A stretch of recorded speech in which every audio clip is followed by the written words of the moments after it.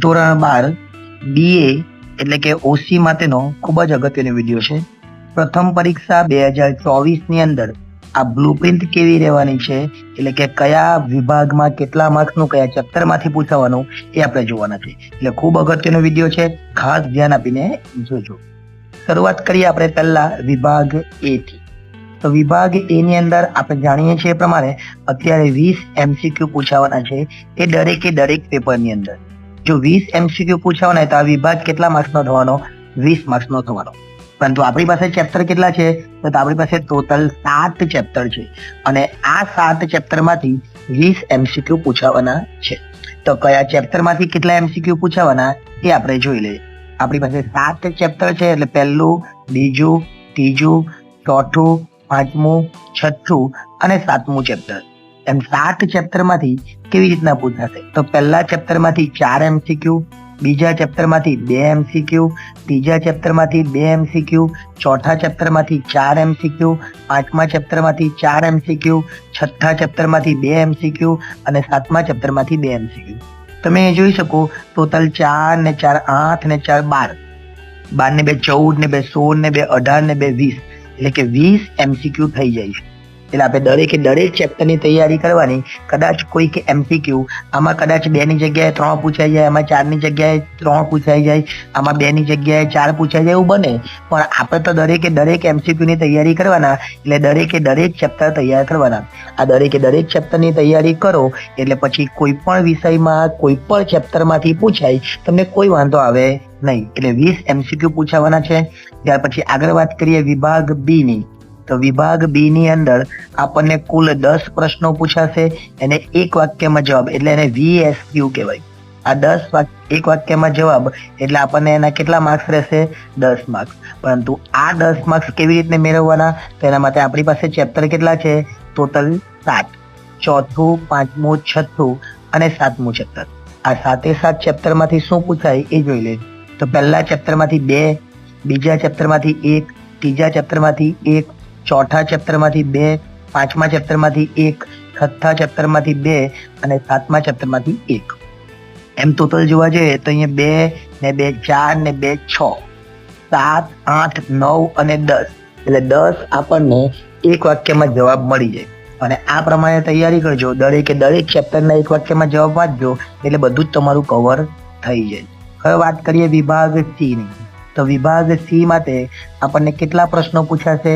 તો વિભાગ C ની અંદર આપણને 17 પ્રશ્નો પૂછાશે અને 17 માંથી લખવાના કેટલા?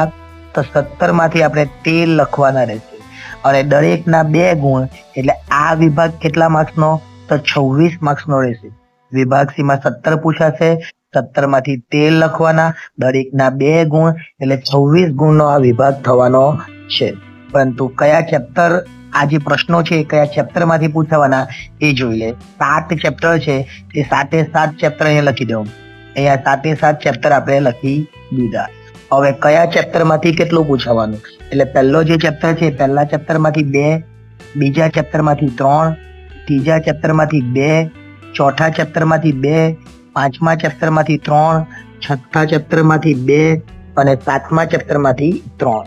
અહીંયા આપણે જોઈ લઈએ. અહીંયા 3 છે, અહીંયા 3 છે અને અહીંયા 3 છે, એટલે 9 થઈ ગયા. અને 9 ને 2 11, 11 ને 2 13, 13 ને 2 15, 15 ને 2 17. કુલ કેટલા પ્રશ્નો? 17.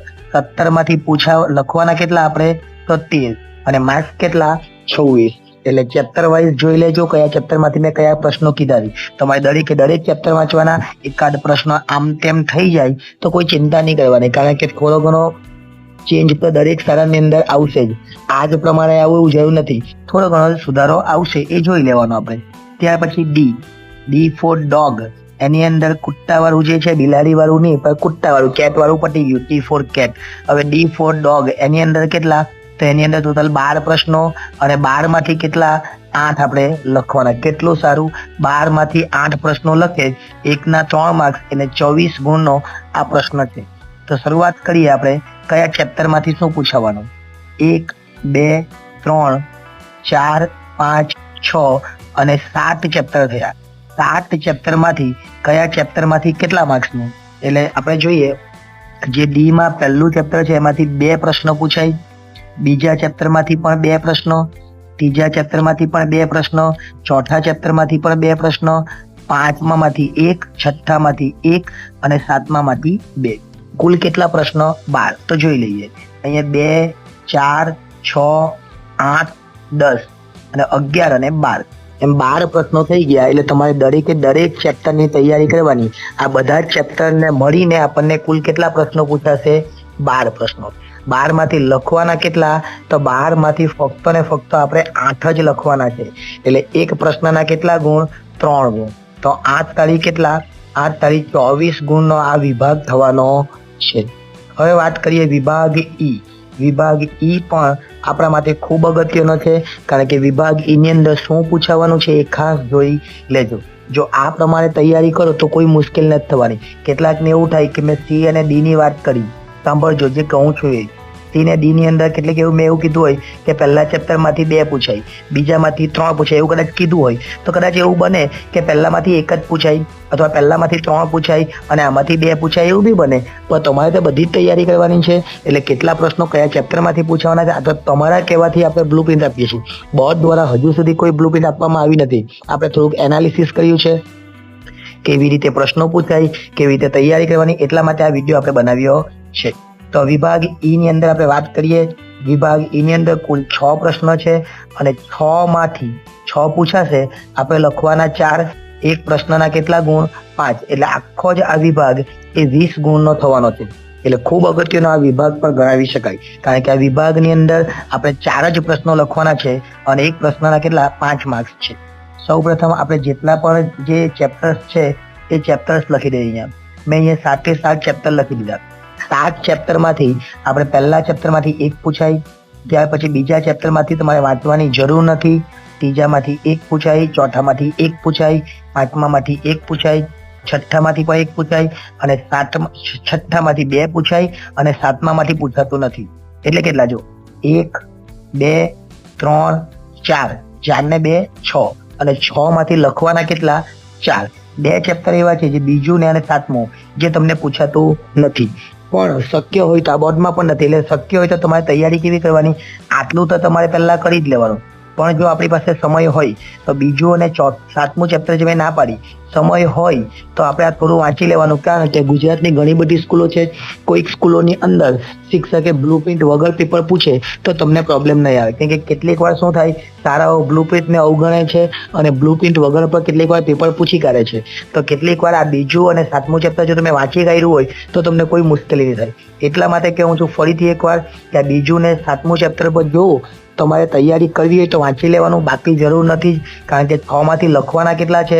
6 માંથી 4 લખવાના છે. પણ જો ટાઈમ હોય અને આપણે 90 ઉપર માર્ક્સ દરેક વિષયમાં લાવવા માંગતા હોય તો તૈયારી આપણે પૂરેપૂરી કરવાની, કોઈને પણ સ્કીપ કરવાનું નહીં. આખી જ ચોપડી વાંચી કરવાની. ચોપડીમાંથી એક પણ વિષયને, એક પણ ટોપિકને છોડવાનો નથી. એટલે આ પ્રમાણે જો તમે તૈયારી કરો તો તમને કોઈ પણ જાતની મુશ્કેલી થાય નહીં. હવે વિડીયો ગમ્યો હોય તો લાઈક કરજો, ચેનલને સબસ્ક્રાઇબ કરજો અને તમે બધા શાંતિથી સાંભળ્યો એ બદલ આપ સૌનો આભાર. Thank you very much.